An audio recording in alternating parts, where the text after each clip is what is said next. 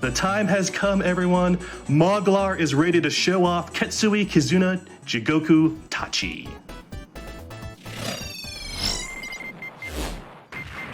All right, hello everyone. Just to briefly introduce myself and my co-commentator, my name is Softdrink, and I'm joined by KZ. Hello, I'm KZ, the Kusa player. To briefly introduce the game, Ketsui is a vertical bullet hell shooter released in arcades by Caveco in 2003. It's seen a number of ports over the years, the most recent and by far the best being an M2 Shot Triggers port to PS4, which is what's going to be played for this run. Yeah, this is going to be a really action-packed and very fast-paced game. We're going to go from scoring trick to scoring trick to scoring trick, and it's going to be extremely intense. We're going to have very little time for donations, so please try to have a couple ready. There will only be probably 4 or 5 opportunities through the run. Yeah. So, with that, believe we're ready.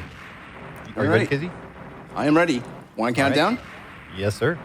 So, 3, 2, 1, go. Get me some donations to read chat. Send those in. So as mentioned, Ketsui is a vertical bullet hell shooter. The player ship has a very small hitbox, roughly right in the center. There's 2 primary modes of fire, a wide spread shot and a focused laser. When you kill enemies with the wide spread shot, they will drop chips of differing values depending on how close you are to them. These values range from 1 to 5. Then if you switch to the laser, you will have a short window where every enemy that you kill with the lock-on laser will drop additional chips of that type. So the core gameplay loop is to be very close to enemies to get those big 5 chips, and then switch to the lock-on laser and carry that chain through to get even more 5 chips and build up some counters. So you can see that right here with these kind of small enemies. He's trying to get really close to them and switch over to the lock-on laser to cash out into those chains. Coming up, want to have a big multiplier for these mid-bosses. He has about like 900 multiplier. This is extremely hard. Right now he's going to go for a quick kill strat here. He's going to lock onto one of the side pods, and he's going to be quick killing this mid-boss here just so that he can get a little bonus chopper on the left after it dies. Nice 5-chip kill on this. Right. And now you, KZ mentioned multipliers. So there's a number of different counters that you see in the top left corner of the screen. On the bottom is the current chain value. Right now it's at 5 and ticking down. And then above that, you see a little 3-digit counter. That's the current multiplier. You also see this pop up with like a little times 600, times 500, whatever, when he kills an enemy. As the name implies, the multiplier multiplies the base value of enemies. The multiplier goes up as you collect chips, but it also goes down when you use the lock-on laser to kill enemies. So generally speaking, you want to use the multiplier kind of to cash out on large and lucrative targets, like these bigger planes or stage mid-bosses. You don't want to usually use multiplier against the smaller enemies in the stage, except maybe at the very end. Now, the topmost counter with 4 digits is your total stage counter. That will continuously increase. The only way for that to decrease is if you die. That is used as a multiplier against the boss. We're entering the first boss, and we're going to do a little trick here to get some little extra multiplier, a little extra 5 chips. He's going to kill the side pods here and time them with the destruction of the missile barrage, and then it will cancel the that'll cancel those missiles into 5 chips, which will contribute to his boss multiplier. Yeah, so you see he came into this with less than 2,800, and he's actually gaining chips, even though the counter is continuously ticking down during the boss fight. Because he's going for this milking strategy, he's able to get extra 5 chips during the fight. Final wing flap milk here. Once that wing flap dies, we're going to move on to phase 2.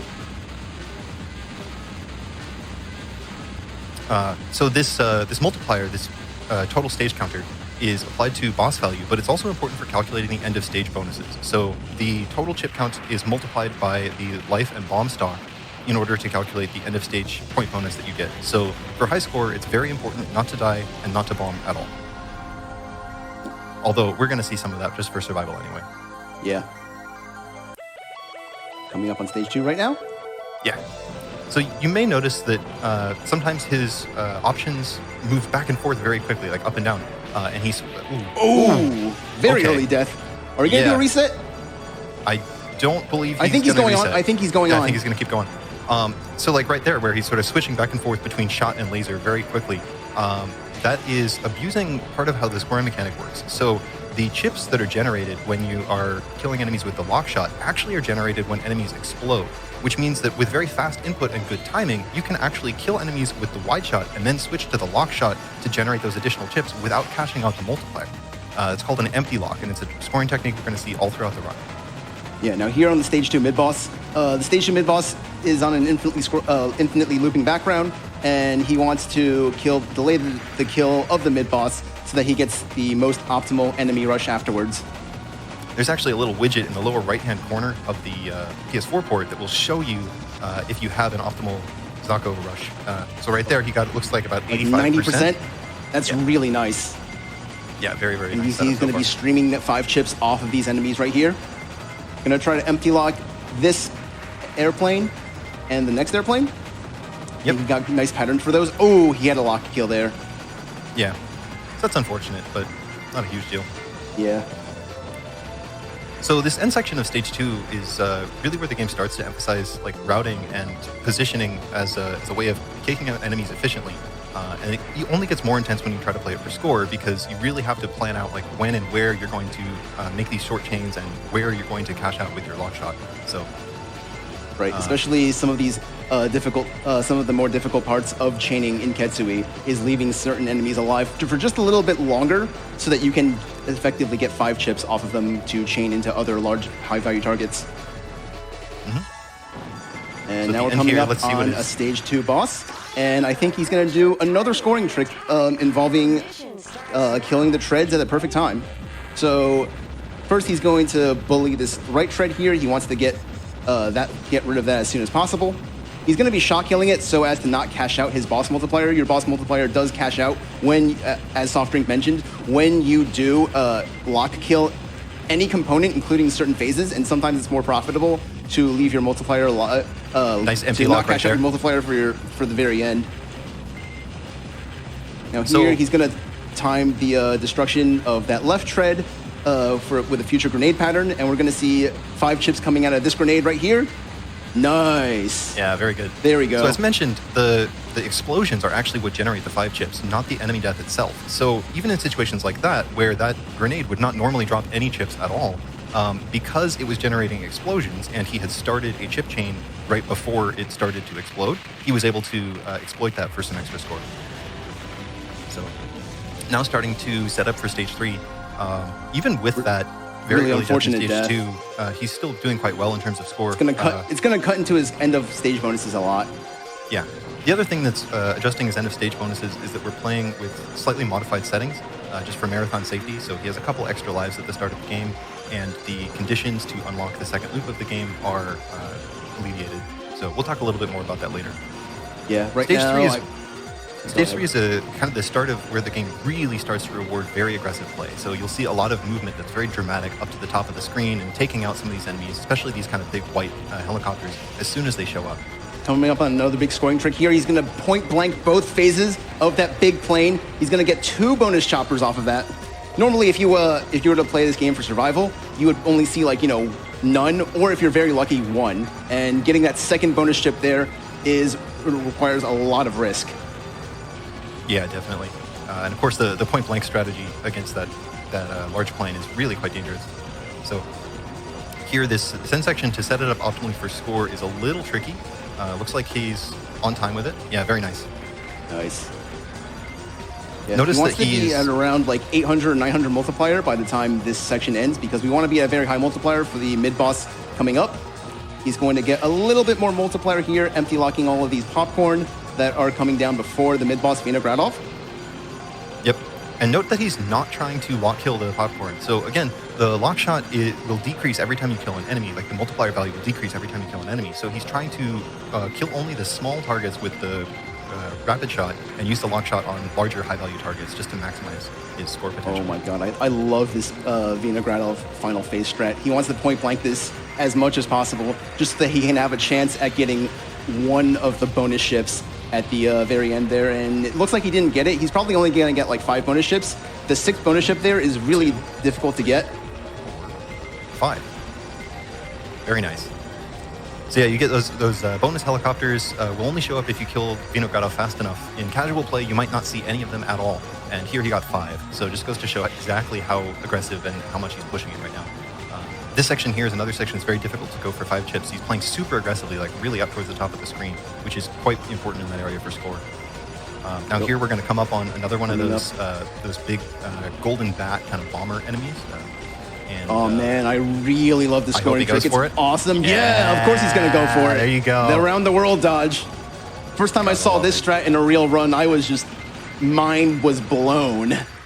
Yeah, it's not just a swag strat. It actually scores quite a bit better because you end up getting a couple extra 5-chip chains. Yeah, it still looks really, really cool, though. So, stage 3 coming boss. up on the stage 3 boss. Jamadar. This is where the game starts throwing these more like organic bullet behaviors at you, and it can be quite jarring for people who are used to more traditional style of bullet hell gameplay. So, some interesting stuff going on here. Going to delay the destruction for phase 1 here, so that he can empty lock the first phase. Nice. Ooh, got it. Didn't get a really good empty lock, but he still got more than one 5-chip. Normally, if you're going to kill this with shot, you would only get one 5-chip, and he got multiple. So he's setting up just to kill this pontoon on the one side as part of a scoring trick. It is also useful for survival, so in the second loop, it's going to be quite important for him to kill that one pontoon early. Ooh. Uh-oh, so he was had to bomb the walls. There, had to bomb, yeah. Nice timing on the second empty lock there. And now we're on to the final pattern. Final pattern looks really tricky, but all you have to do is just hug the blue walls and you'll automatically hug the blue wall and you'll automatically dodge the red ones. So stage 4 is another stage that really emphasizes like very, very aggressive play. So you'll see, especially for the first half of the stage, he's going to spend a lot of the time very up to the top of the screen and killing enemies almost immediately when they come on. Yeah, you want to kill these things as soon as possible before they have a chance to overwhelm you with large swaths of bullet patterns. Yeah, you'll also notice that he's not dodging in between the bullets very much. Like he's dodging the entire pattern all at once. That's what we refer to as macro dodging, and it's incredibly important for survival in this stage in particular. So we probably have time for a donation right now. What do you think, Izzy? Yeah, I think we're good. Yeah, one or two maybe. Excellent. We have $50 from the Electric Underground, who says, "Yo, Moglar, yeah. Yo, I Mark! told you I'd find a way to pay your bounty for beating 500 million. Your skill is unbelievable, and I am eternally jealous. Much love for showing off this amazing game and the best video game genre to games done quick." Smiley face. Shoutouts to Soft Drink and KZ for the excellent commentary as well. Oh, thank you, Mark. Thank you, Mark. Time for one more? Yeah, one more. Yeah. $10 from Professor Shinobi. A haiku. The screen scrolls upward. Bullets, bullets everywhere, but no place to slink. Donation goes to the Minecraft bonus game. Oh, and don't forget to dodge! I'm liking the haikus. Yeah. So haikus. This is the stage 4 mid-boss, Black Draft. There's going to be a setup here for a trick to get some extra score off of an empty lock with some little missiles that this boss is going to fire in its next phase.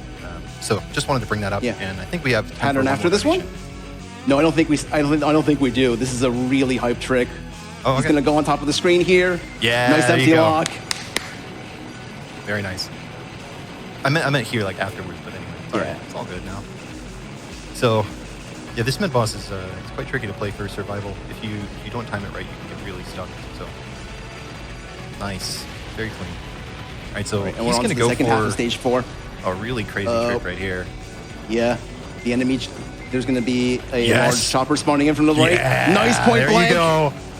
There you go. Nice. Oh, he's going to get it. He got it. He got it. Nice 5 All right. chips on the second phase of that big chopper there, which is called the Nightmare, and its name is a nightmare because it's obviously just a nightmare to deal with. Yeah, I'm really glad he got that. He was messing it up in practice a little earlier, so very happy for him. This section here with these little spinny enemies, we call them Roombas, can be kind of tricky to deal with for survival because the screen scroll can interfere with kind of your intuitive reading of how the bullets would be moving. Going to delay the kill on this big gray tank here so that he can 5-chip it with popcorn that spawn right above it. We had to wait for it to scroll up a little bit, and there we got it. Now we're coming up on the second nightmare. Here he's going to leave some of the enemies, like the tank enemies there on the ground alive until he weakens it so that he can get the 5-chip off of that. Nice. Yeah, very nice. Just lots of 5 chips. All right, so third nightmare upcoming here. This one is a lot harder. Yeah, he doesn't have the luxury of having enemies on the bottom, so he's going to have to... he's just going to bomb it. Yeah, good bomb. It was a little off of where he wanted to be there. The dodging on that last one is very hard. Yeah. Coming up to the stage 4 boss, Cinderella. This boss is a huge wake-up call for a lot of players in this game. She's very aggressive, and a lot of the patterns are really unintuitive visually. So he's going to try to maximize damage by keeping his laser hitting the boss at all times through this first phase. Let's just skip the final pattern of this first phase. Yeah, the final pattern of this first phase is extremely difficult, but you never see it in practice because everyone just skips it. Yeah, so here he should be getting it. He just should be as getting it. Cinderella starts coming down the screen here, we should see the transition to the next phase right about now. Yeah, there we go. nice. So waiting to lock on there so he doesn't accidentally lock onto the planes. This pattern is kind of tricky. Usually you want to like go through all the funnels or avoid all the funnels because it kind of steers you around. Disco ball pattern about to come up.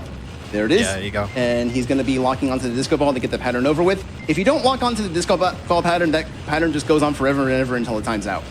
Nice little safe spot there. Again, the Cinderella body has no collision, so you can just get right up on top of it. You got some good RNG here. If this pattern comes out of phase, it can be quite tricky to dodge, but it looked like it lined up pretty well for him. Final pattern. This is going to be another around the world dodge. He's going to be dodging around the side of the screen. This pattern, it really just requires you to keep moving, but it can be very tricky to actually execute. So, looks like he's doing well so far. You may see a bomb, but I don't think so. Nice. Yeah, No, very good. Definitely not in the first loop. All right, and we're on to stage 5. Even with these reduced end of stage bonuses, he's still at 122 million, which is really insane. Still doing incredibly well, especially considering he lost that life very early. Again, since the end of stage bonus is multiplied by the number of lives and bombs you have, that's a cumulative effect over the course of the entire run for every life you lose. So going for some extra empty locks here right at the start of stage 5. Yeah, those empty locks are extremely precise. Yeah, it's very dangerous to try to go for that. Now here, coming back on a souped-up version of the golden bat from earlier. This is a very tricky enemy to deal with. He's gonna 5-chip this golden bat here with the those first phase tanks that just spawned. And he got the second phase. Flora. Nice.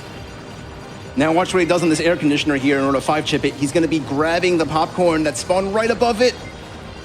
Nice. Very nice. Okay. Very nice. nice A little worried there 5-chip. because his damage wasn't quite where he wanted it to be, but it worked out okay. So very nice. Yeah. Now getting to stage 5 is very difficult, but stage 5 alone it probably constitutes like more than half of the difficulty of like a regular survival 1-all clear. Oh yeah. Not to mention for scoring. It only gets harder from here. Yeah, this is basically the biggest difficulty spike in the game on the first loop. Second nice little 5-chip on the second air conditioner here. Yep. There we go. And this section can be kind of hard because these big helicopters can really wall you off. So you have to be very aggressive with your routing and take them out pretty early. Looks like he has a good pattern for it here. Yeah, nice. Nice. And now I think we're coming up on the second fixed extend of the game. The first fixed extend was that the third mid boss. And this one, there's going to be two clones of the player ships. There he killed one of them. And if he kills the second one, if he kills the second one without bombing, he's going to get another one up. And just going for the much empty locks easier. on all these big tanks like a boss. Nice. Here he's leaving these turrets alive so that he can set up for a 5-chip against some helicopters that are going to spawn, like that one right there, and now this one right here. Now this last helicopter he's going to leave alive so that he can set up for a 5-chip off of one of the turrets of this mid-boss, that one right there. Yeah, he's going to want to kill 3 of the turrets to maximize his point gain from the stage 5 mid-boss. He already has a huge multiplier, 970, so he's going to be cashing in a lot on this mid-boss here, especially with the turrets. So this middle right turret is killing it on time like that is crucial for survival in the second loop. We'll talk about that a little bit later. Now you can usually kill the left turret, or you can kill the main body in order to transition this boss into phase 2. But killing the main body is a lot more lucrative. There we go. And final pattern. This last pattern is pretty visually disorienting. It's not actually too bad once you get a handle on it, but it's still pretty easy to mess it up. Just like the stage 2 mid-boss, this one also has a enemy rush afterwards. Looks like he's not going to be getting a very optimal Zaka rush. Never mind. I think he got a perfect Zaka rush. I think he got like the Zaka rushometer on the right there pretty much just said 0, but then it. Very nice. I guess that means 100. Oh, that's so good. Nice, recharging his multiplier with. Okay, that's a bummer. Yeah. A lot of unfortunate deaths here in loop 1. Yeah, but he picked it right back up and got back on route. So there's going to be something fun coming up in just a second here. He's going to leave one of these planes alive and use that to start a 5-chip chain right here. Very tricky to do correctly. Nice. Nice. And now coming approaching up on the infamous descent section. Yeah, one of the most difficult single stretches of the game. So he's got to be very aggressive, very killing these precise. 4 big ships so that he can get them over with as fast as possible before they really overwhelm him with the red bullets. And now for the stage 5 nightmare. He's going to do a really cool trick. I think he's going to go for it. Yeah, it looks like he's setting up for it. Yeah! Yo, Well, that was first try. I mean, like, you don't really get, like, second tries in this game. You just die instead, but still. Yeah. Well, you know, dying's bad. Yeah, dying is bad. But you don't really get another shot at a scoring trick. Still, getting that at all is just so impressive. Very, very dangerous trick. Yeah. Apparently, I believe Mogler gets it like 90% of the time, which is really impressive. Wow. So this stretch here is also quite difficult. He's going to want to cut over to the right and then cut back down to the center. And that'll make a little opening for him to continue move over to the left. Very nice. Now there's going to be some now more we're approaching clone helicopters. one of the 2 clone rush sections. He wants to speed kill this section as fast as possible so that he can set up for the next scoring trick after this, where he wants to be at the top of the screen in the middle, so that he can stream the popcorn for lots of 5 chips. Note that he's going to recharge his multiplier down to popcorn. 900. And here he's going to quick kill this large gray tank here, so he's going to get 4 extra waves of popcorn, I believe, and he's going to empty lock all of them. And you can see, like, you can see his mastery of the empty lock, getting 2 chips off of each enemy there. All right, now this final helicopter rush is another one of the sections of this stage that's just absolutely incredibly difficult. For these last pair of helicopters, he wants to get 2 locks on each of them. Looks like he did it. He got the good locks. And there they go. Nice. Very nice. Nice quick kill. If you leave those alive for even just a couple seconds, they can absolutely flood the screen. So very, very good control of that section. Yeah, especially disrupting the way you are going to be chaining the turret section afterwards, which is also pretty difficult. Now here we're on a Vacaneer, and we're going to be locking onto the top right leg. This is basically a 1-cycle setup.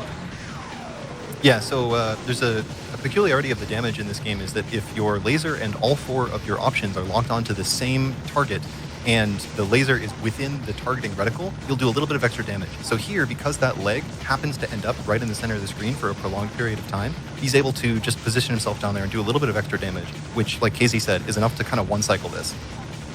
You just see we're coming little up to the end of the first phase here. Yep. It should be dead pretty much about now. Yep. There we go. Very nice.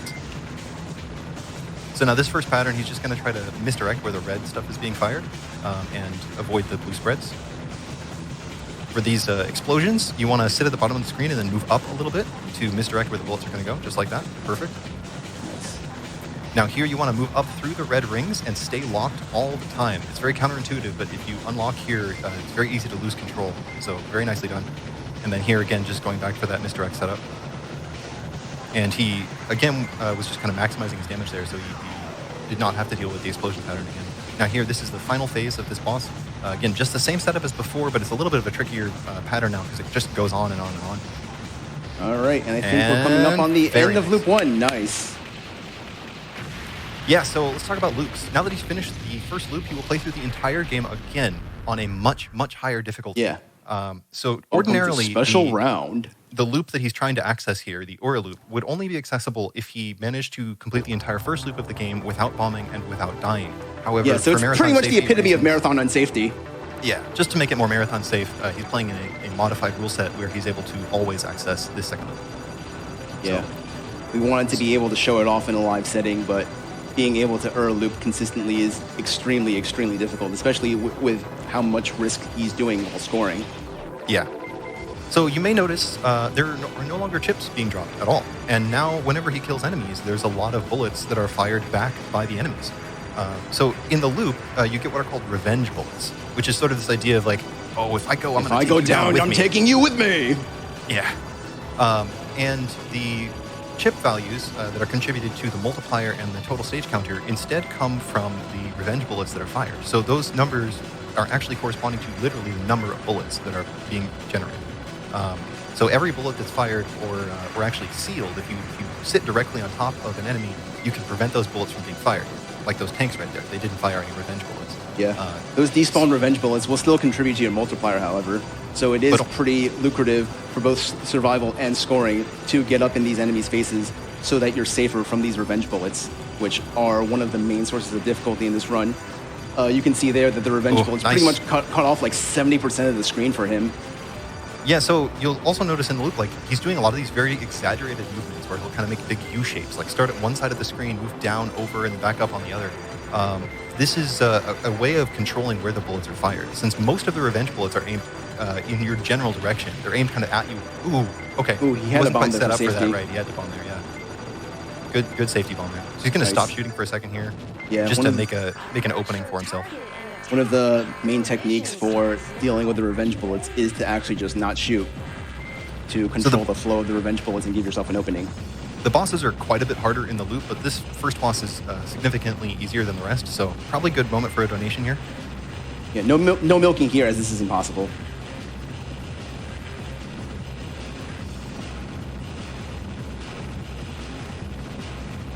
Okay then. Okay, yeah. Yeah, in the second loop, the milks literally don't contribute any score at all. They don't do anything, so it's there's no point in trying to go for them. Right. Especially since it's so unsafe. You know, the bosses are so much harder.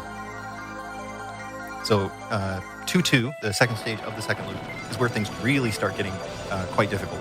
So we'll see some really aggressive movement in the early part of the stage, and then he's actually still going to go for some scoring optimizations in a little bit.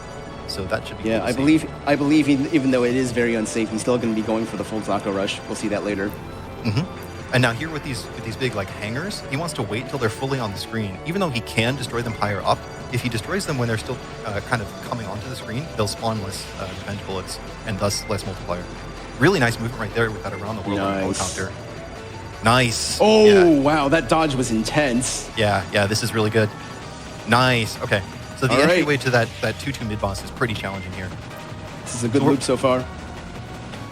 We'll probably see him go for a setup here where he allows the mid boss to spawn some drones like this, and then he kills it. Yeah. So that actually contributed a little bit of extra multiplier because this mid boss in particular will cancel the revenge bullets that it fires during that stage transition. Looks like we're still going to get the optimal Zaka rush. There we go, 94%. Now he's going to stop shooting, move over. Oh, is he going to bomb? Okay. He had a bomb there. Yeah. He was trying to make an opening for himself to cut back through, but just didn't quite make it. Yeah, he was walled. So now he's going to intentionally delay kill this helicopter. If he speed killed it, a third one would spawn on the right, which would make surviving this section incredibly difficult. This is the second half of 2-2 is where the difficulty really starts to ramp up. Oh, yeah. He's going to do a really, really cool strat in a moment here with some of these helicopters. Yep. Oh, man. Oh, okay. He had a bomb. That was off route. Yeah. He did not want to go that high that fast. Oh. So we'll probably see it right here. Yeah. Around the world dodge, number 1, and around the world dodge, number 2. Really nice. Yeah. There we Believe go. it or not, that's actually pretty safe and consistent for him. So, yeah. What do you know? It looks cool as hell, though. Yeah. Oh, but he managed to do this section without a bomb. Awesome. That's an incredibly difficult section to do without a bomb. Nice misdirect on the big tank.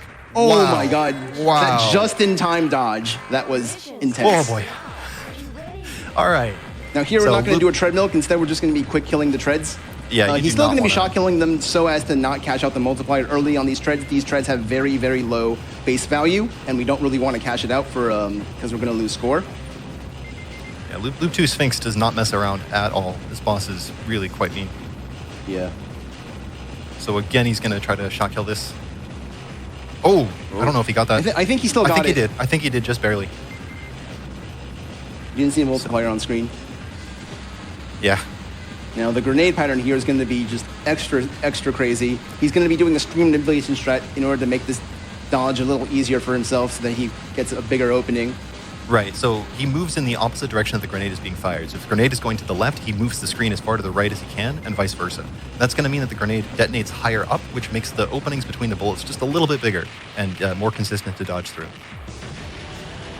Nice. Oof. Some really good scary loop moments so there, far. but yeah, so far quite good. No deaths on 2-2. Oh, man. Yeah. 2-3 is going to be the wall. So, I think Moglar's mentioned it many times that 2-3 is his mental block if he gets into Ura. Yeah, this opening section of 2-3 is quite dangerous. So I'm not surprised that he bombed, although I am surprised that he bombed so early. That's a little unfortunate. This section here with these big white helicopters, they can very easily wall you off. Whoa, nice. Oh. Wow. Oh, no. Okay, nice. Might be a little off route. Oh! Yeah, I had a bomb there. Yeah, okay. I think we're due for another golden bat point blank right about now. Yeah, Yep, there we go. Yep. Very nice. Dodging just in time as the revenge bullets spawn for the first phase. That cut through at the end there. Oh, boy. And now the rest of the stage is also equally as insane. Oh, yeah. Yeah, this is good. Yeah, just look at these revenge bullets and how much of the screen real estate they're like pretty much cutting off. So here he's just being really careful with his movement. Really, really nice setup with the popcorn rush there that he's able to move up into the side and misdirect all that up. Yeah, this routing is extremely tight. One misstep and you're probably going to be eating a bomb or a death. Or a fistful of revenge bullets. Yeah, really nice to just clear out that section early like that.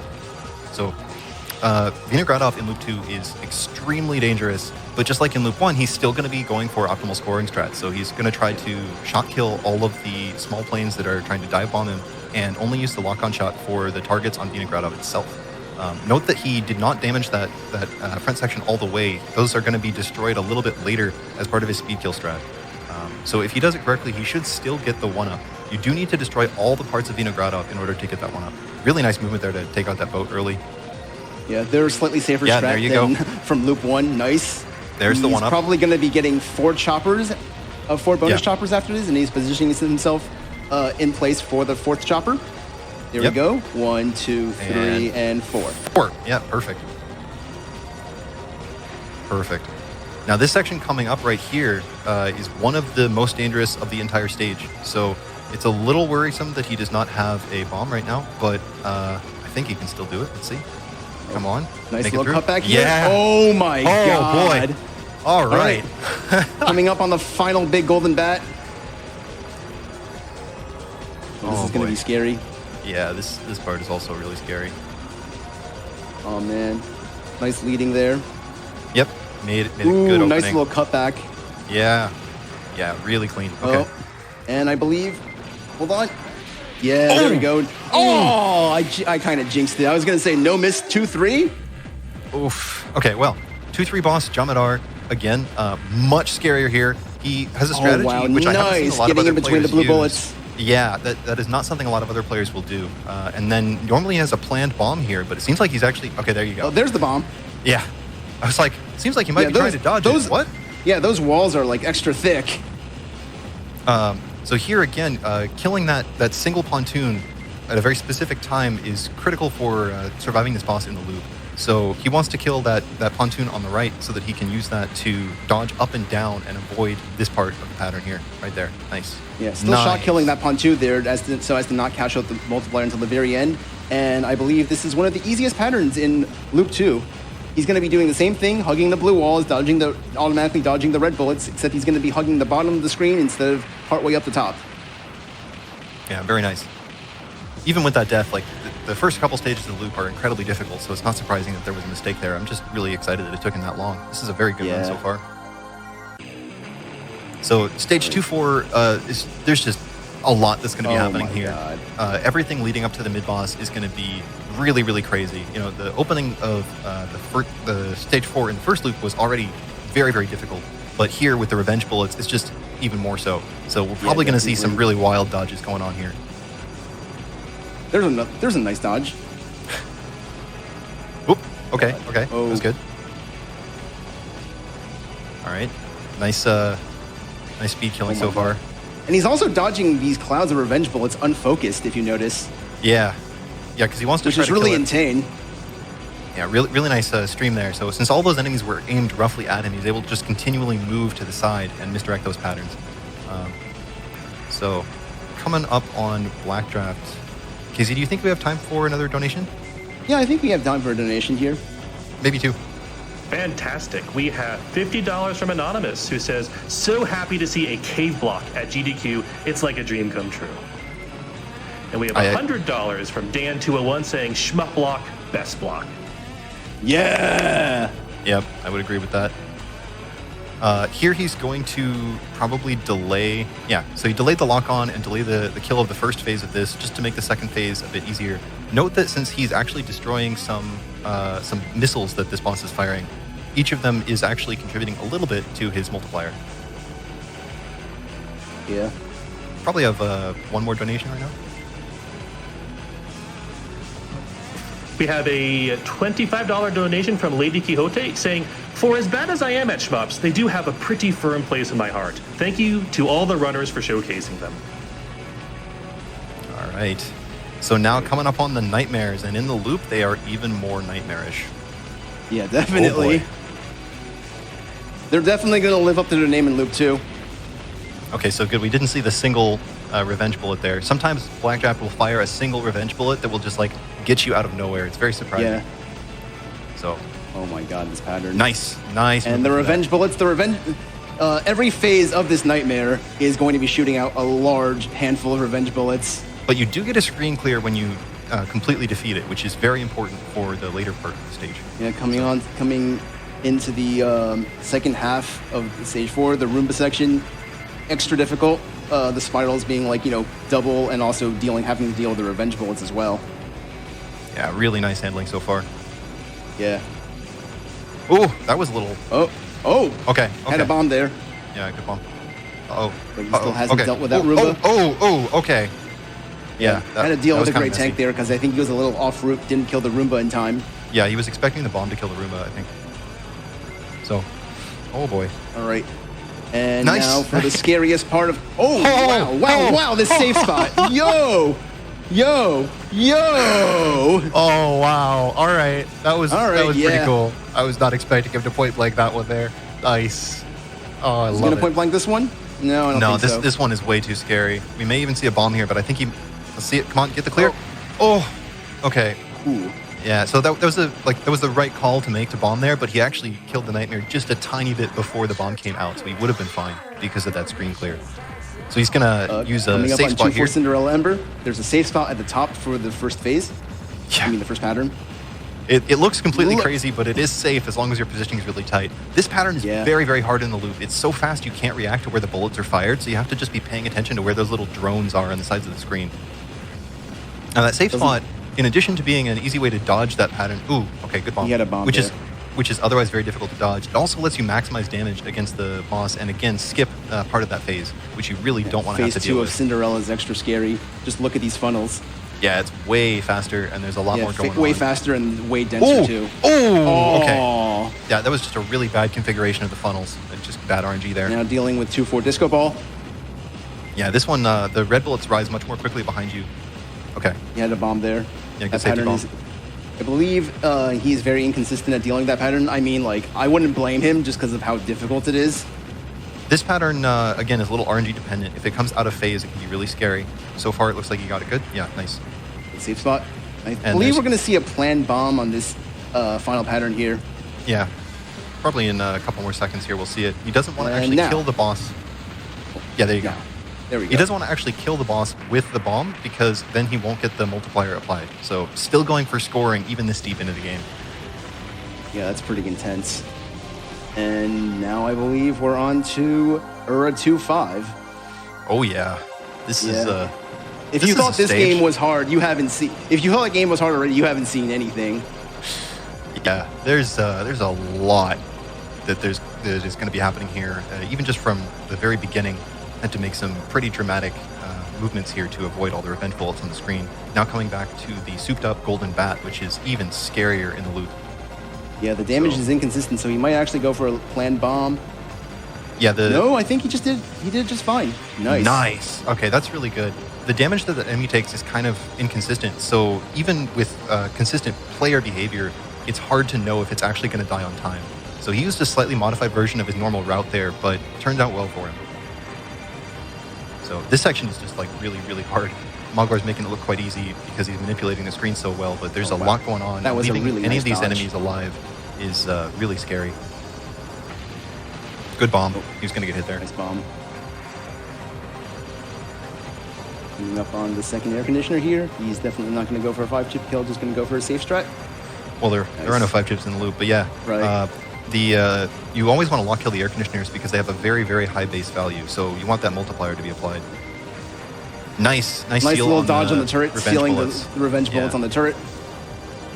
Yeah, and really good misdirection. So those big choppers, he was always misdirecting them out of the way and really clog up the screen. I believe we're coming up on the final extend. Mm-hmm. All right, there's one. Come on. There we go. All right, nice.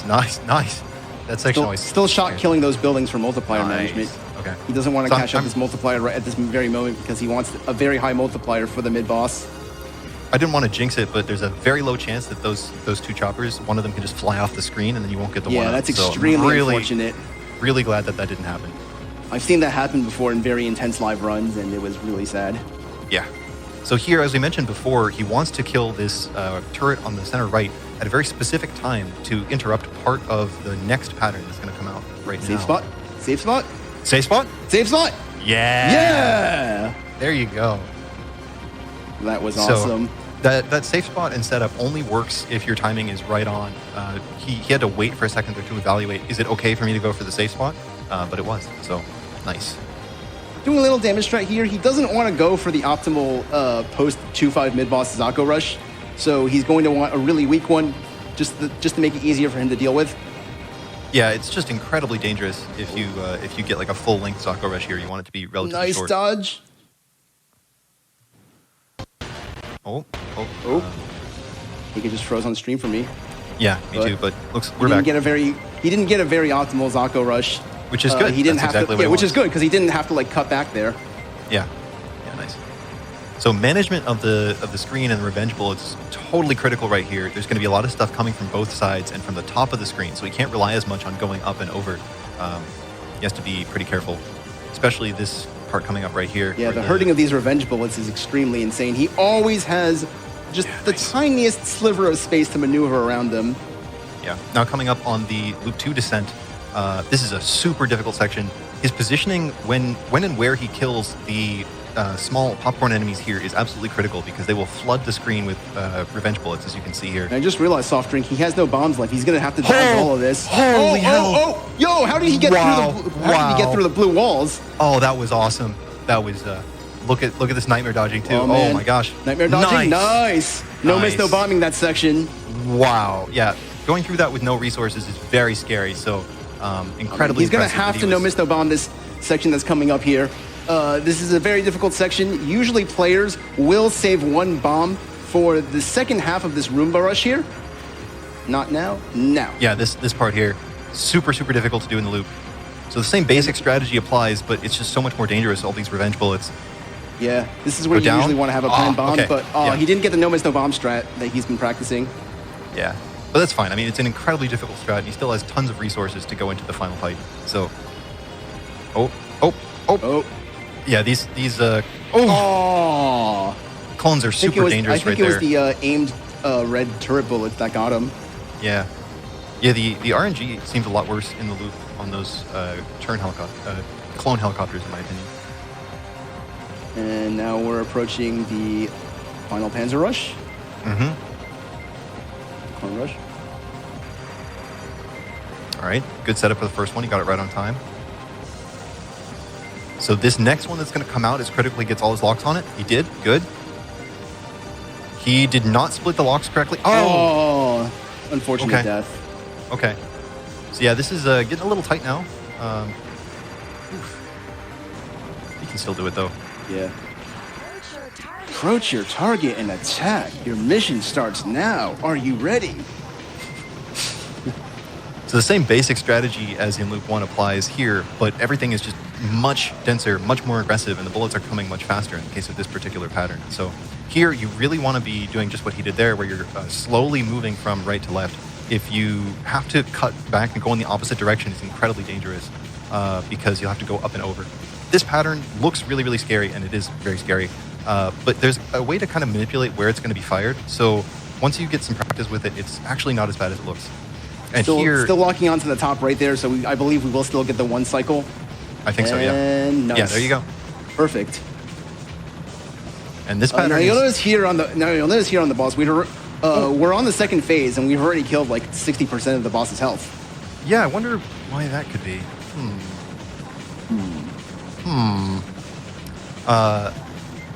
Yeah, so a lot of the patterns here are just very similar to what they were in the first loop, but a lot more dangerous because there's sort of a second layer of the pattern that's like a little slower on top of it. So have to be really precise. We're about to get and there we go. boss down. All right, here we go. It's time It's for on. Doom. Doom! So, okay, good bomb. Yeah, that's the name of this true last boss. Doom's the name of this true last boss. You can only get to this boss if you loop this game. Yes. Which is So already in and of itself incredible to manage to like 1 credit up to here. So you gonna dodge this? Yeah, he does. Pattern is pretty tricky to actually dodge manually, so This one is a lot easier than it looks. This You one's just a go lot left easier. and You just right go like left this. and right. But you have to be pretty good with your timing on it. Here, this is a totally randomized pattern. Yeah, good bomb. Very, very random pattern, and it can be very hard to consistently dodge. So good bombs on both cycles of it there. These blue lines are not that bad, but sometimes you can get really awkward setups for them. So this is one of the most famous patterns in the entire game. Incredibly, incredibly difficult, and yet Moglar makes it look easy. Yeah, this pattern is mind-blowing. I don't even know how to begin dodging this. Yeah, he told me in practice that he usually spends about 95% of his attention is focused on those red bullets, and he just sort of has like a intuitive knowledge of where the blue lines are going to be. So really perfect handling of it right there. He just made that pattern look like it was nothing. Yeah. Now coming up on the final phase, this pattern is also very famous. Just immediately got sniped by the blue stream. What he's going to want to do here, he's going to want to go in between the blue and red streams and only choose one of the streams to dodge when he's forced out. And if he has to choose a stream to dodge, he generally will want to prefer the red ones because they're a little bit easier to dodge. The way they move is very slightly different. I believe time is coming up once this boss dies. Yes. And time. Wow. That was intense. Wow. Yeah. Yeah, that was... I think intense is an understatement there. Absolutely. Yes. Excellent play there. Although... Oh, is that Moglar? Are you on mic now? Hey. Hey, dude. Oh, how you feeling? I really live. Oh, I feel so good, dude. Oh, okay. 1-2 was awful. That one was I crazy. made some mistakes near the end of 2-5, but everything else was so good. I couldn't have asked for much better. Yeah, that was fantastic.